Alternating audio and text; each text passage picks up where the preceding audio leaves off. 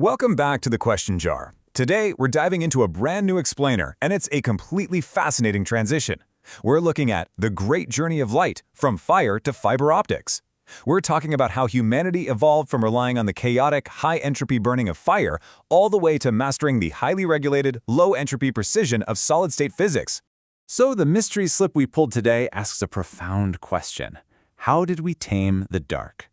Answering this actually reveals how we transformed the wild, unpredictable flicker of a flame into the exact, precise digital pulses that run our entire modern world. I mean, think about it. For over 1 million years, human existence was totally at the mercy of the sun and the moon.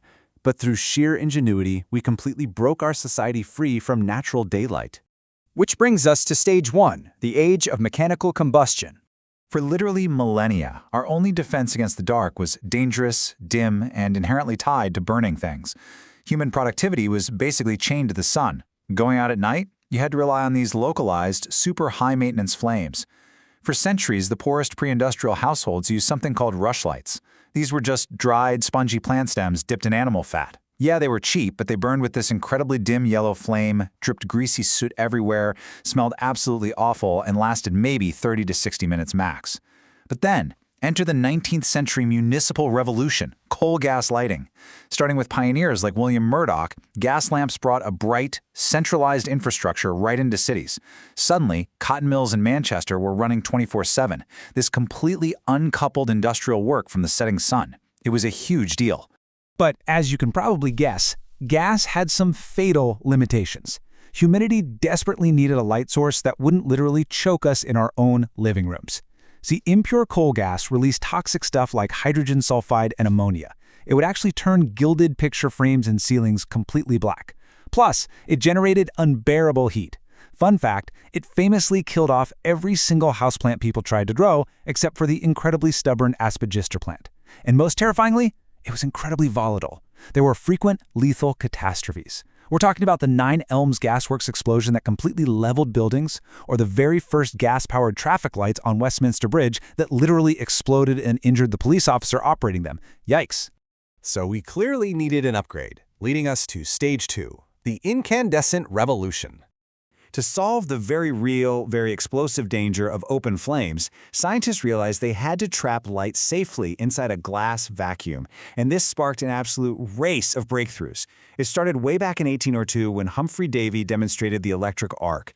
Now, this was a 10,000 lumen light that was brilliantly bright, but it was glaring, super noisy, and totally unsuitable for being indoors. The real game changer happened in the late 1870s when Joseph Swan and Thomas Edison developed functional, long-lasting carbon filament bulbs that were sealed in a vacuum. Then in 1904, Just and Hahnemann patented the tungsten filament, which could withstand insanely high temperatures without melting. We finally transitioned from those glaring, loud arc lamps to the safe, quiet, domestic electric bulbs that essentially built the modern nighttime economy. And this created a profound societal shift. The novelist Robert Louis Stevenson so beautifully observed this about the dawn of artificial municipal lighting, writing that a new age had begun for sociality and corporate pleasure-seeking. The city folk had stars of their own, biddable, domesticated stars. What a great quote, right? With the simple flip of a switch, work, leisure, and communication finally transcended the constraints of the sun. Theaters flourished, streets became safer, and our modern 24-hour society was officially born. Now here's the catch. While incandescent bulbs were safe and, frankly, beautiful, they were fundamentally flawed by thermodynamic inefficiency. They worked by pushing an electrical current through a filament until it got so hot that it glowed. What does that mean? It means massive amounts of electrical energy, we're talking often over 90%, were lost entirely as waste heat. So to move forward, scientists had to figure out a way to abandon heat entirely. And that brings us to stage 3, the solid-state leap. To completely bypass the thermal limits of those glowing filaments, inventors took a leap right into the realm of quantum physics. Here's how it works. Inside a low-pressure tube, electrons collide with mercury atoms. These now excited atoms emit invisible ultraviolet photons at a very specific wavelength. Finally, a specialized phosphor coating on the inside of the glass converts that invisible UV radiation into visible, usable white light. It's a brilliant mechanism relying on something called the Stokes shift. Pioneers like Edmund Germer utilized this to down-convert invisible high-energy radiation into uniform, cool white light. It was vastly more efficient than just burning a piece of metal. But the true solid-state revolution was the LED, or Light Emitting Diode. An LED is a semiconductor device that produces light through direct radiative recombination. Basically, it completely and fundamentally bypasses the need for heat or gas. When Shuji Nakamura and his colleagues invented the high-brightness blue LED in the 1990s, it was the missing puzzle piece that unlocked the ability to create hyper-efficient white light.